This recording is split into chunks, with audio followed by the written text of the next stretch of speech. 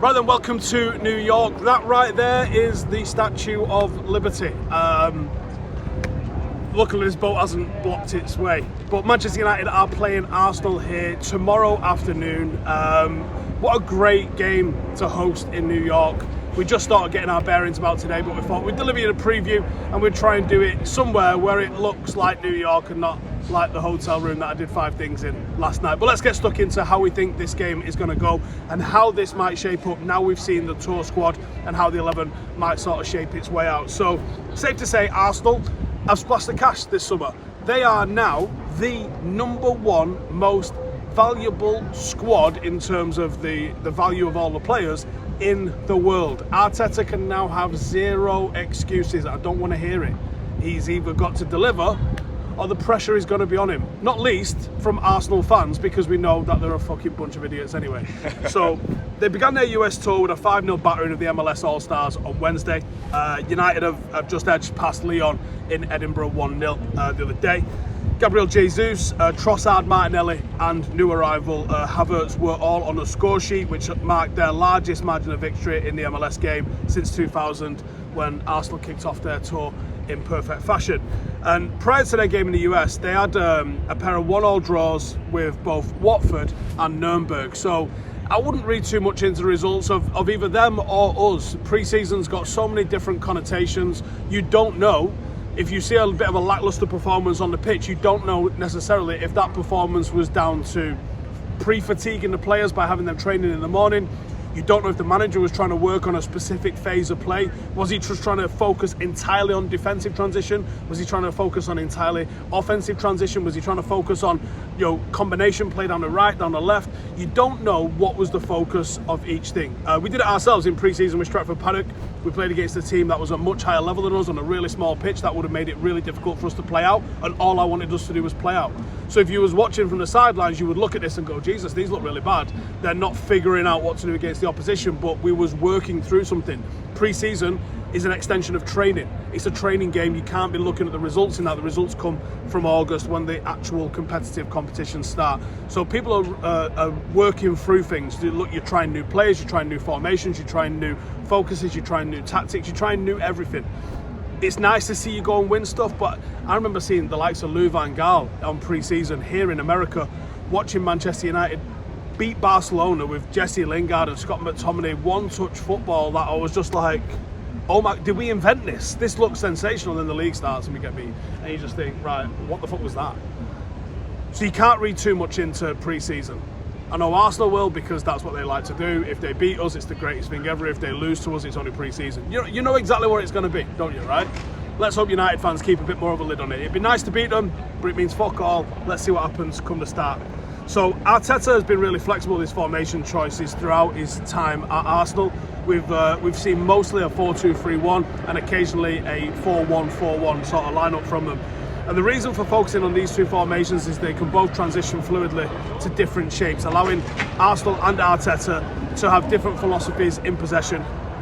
And out of possession, it allows them to be a lot more adaptable to their opposition, which some people think is a negative, and I think it's just smart, in all honesty. I think you would like to get to the point where you're able to just impart your will on an opposition, but I don't think that is the easiest thing to be able to just immediately sort of do. And unless you've got the best team in world football, there's always going to be a team that comes up with a different answer that you need a different way of answering. And so I don't necessarily mind tailoring your tactics to an opposition.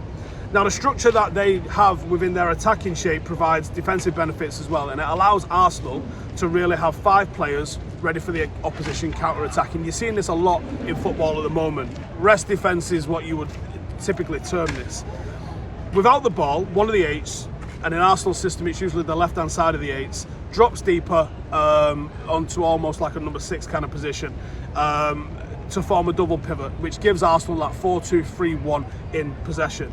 The left-hand 8 will cover the space in beside the left-back, which means when the left-back gets to push forward, and then he gets to pick his moments when to jump out and when to press things, whether in the middle or if someone's trying to carry the ball through the centre of the pitch. This helps Arsenal look fluid and rotate between a 4-4-2 and a 4-3-3 when they're in possession.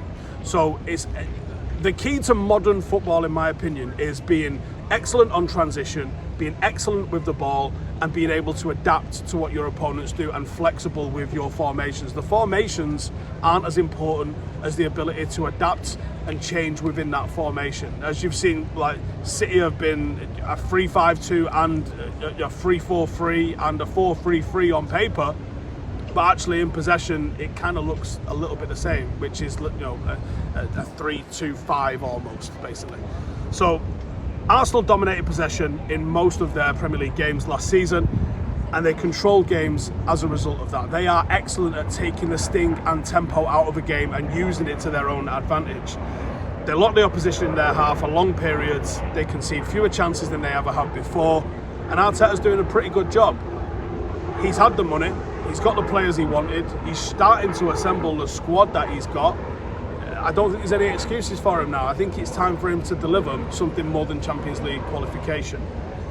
Predicted 11 for Arsenal will be as follows. I think the star man will be Bukayo Saka. He had a breakout season last year where he really sort of set his stall out and set his expectations high for what people are expecting him to go and achieve. If he's able to replicate that form from last year, he could start being labelled world class. He could start being in the conversation where people start talking about him being able to go and step into any side and have an impact. I think he's a little bit below that at the moment. I think he can be a little bit one-dimensional, but I think there's a level of performance that he is capable of putting out where he could become undeniable. I'd just like to see him add a little bit of an X factor to his game, and I think he can do it, in all honesty. I just don't think he's quite arrived. Look, it's Arsenal fans, isn't it? If someone has a good season, they're amazing. It's not good, it's amazing. Everything has to be like turboed up with Arsenal. So you sometimes just gotta like pump the fucking brakes a little bit with Arsenal fans and Arsenal players, because it's been so long since they had anything a genuine world class that they don't know what it fucking looks like anymore. Are you, dear listener, a passionate football fan looking for a one-stop destination for all your football needs?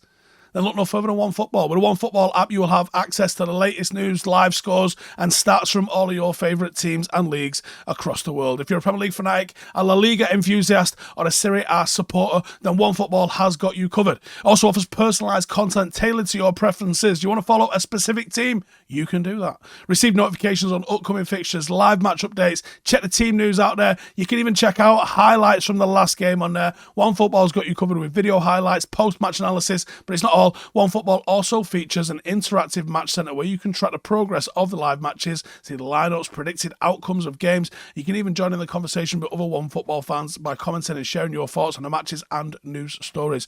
It's available for free on the App Store and on the Google Play Store. Download it now and join millions of other football fans who rely on OneFootball for their daily football fix. For United, the 11 that I would go with would be, I think from the goalkeepers that are available, I think it's got to be Tom Heaton. I'm baffled as to why Kovar hasn't travelled, and by the time this comes out, maybe there's been a reason given that. I'm assuming it's something to do with him going out on loan. I would like to see a back four take a step towards being what we're going to put out in the Premier League. So for me, that's going to be, in this game, I think you go with Wan-Bissaka, I think you go with Varane, Martinez, and I think you go with Luke Shaw. It's time to stop the experimentation. I think it's time to start getting to grips with your first choice 11 ready for the Premier League starting next month. In midfield, it will be a 4-3-3, which occasionally looks like a 2 and a 1 or a 1 and a 2. The idea is that it's flexible, and that is Casemiro, Mount and Bruno. Now, Bruno might be the 8 at times, Mount might be the 8 at times. The only guarantee is that Casemiro will be one of the ones that's hanging back at all times. And I would like to see how that midfield lines up and how it does against Arsenal's midfield, which is not a bad midfield. In attack, I think it's going to be Marcus Rashford down the middle, because he's the only person that I think United can trust. I don't think you're going to see Anthony Martial there. I'll be shocked if you see Anthony Martial there.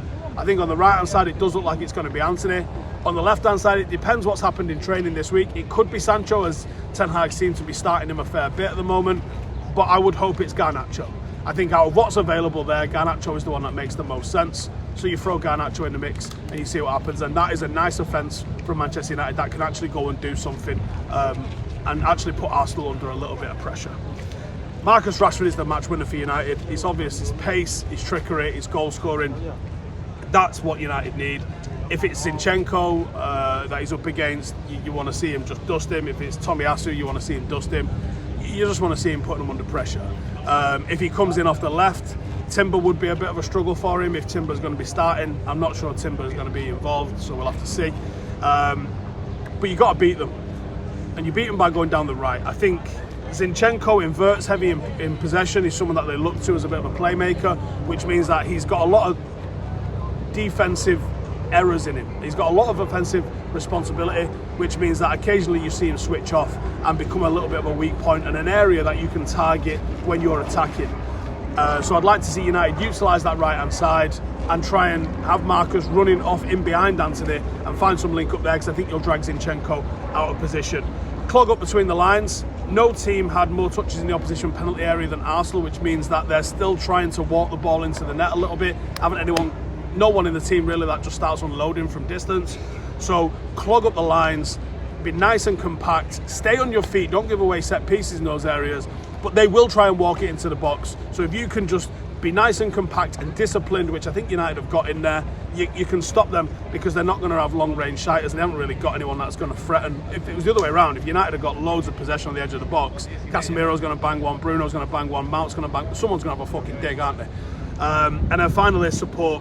Martinelli and Saka will hold their whip, so the fullbacks have to be good. That's why you go with Wan-Bissaka in this one. Defensively, just let him lock Martinelli up, and that's not a problem. Luke Shaw, if he stays focused, shouldn't have a major drama with Saka. You've just got to make sure that they don't get doubled up on. If they're 1v1, they're capable. If they get doubled up on, they're going to be in trouble. So the wingers need to work backward for that one. And Arsenal are really comfortable in possession. Don't allow them to overload you, because that's what they're going to try and do. They're going to try and put an extra man in somewhere that you haven't picked up. So communication, discipline, awareness, that sort of stuff. You do that and you beat Arsenal. It's as simple as that. United have got a better team in my eyes. There's more match winners in the United team than there is in the Arsenal team. Let's start as you mean to go on by beating fucking Arsenal. See you in a bit. Hey, thank you for watching the video. If you are new around these parts, then don't forget to subscribe. My channel is proudly supported by my community on Patreon. If you'd like to get a little bit of extra content, a Discord group, meetups, five-a-side games, weekly podcasts, behind the scenes, and even an occasional bit of transfer news as and when I get it, then for the price of a pint, you can show your appreciation for the content that we make and get some goodies for doing so as well. Check the link in the description or click the button right here. You'll also find all of my socials here too if you want to follow me on any of those platforms. Nice one.